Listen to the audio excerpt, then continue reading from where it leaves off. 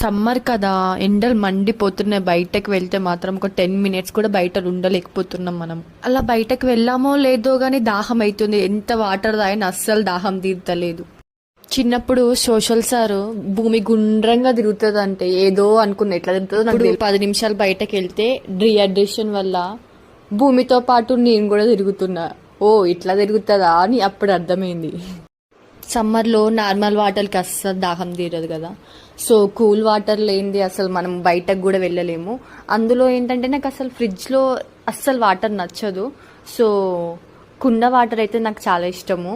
So దానికోసమే బయటకు వచ్చాము తీసుకుందామని. ఇక్కడికి వచ్చి చూస్తే మట్టితో చేసిన చాలా ఐటమ్స్ ఉన్నాయి. వాటర్ బాటిల్స్ కానీ, ఇంకా బౌల్స్, ఇంకా రంజను, ఇంకా కుండలు, ఇంకా వాటర్ మగ్గులు. కానీ ఫస్ట్ టైం ఇక్కడ మట్టితో చేసిన వాటర్ బాటిల్ చూసిన, చాలా బాగున్నాయి.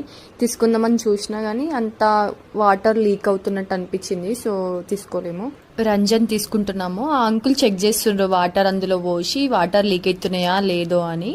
సో ఇదైతే మాకు 200 లేదు 350కి ఇచ్చేసిండు. అది అందులో 20 liters అట్లా పడతాయి అంట. సో తీసుకున్నాము ఇదే.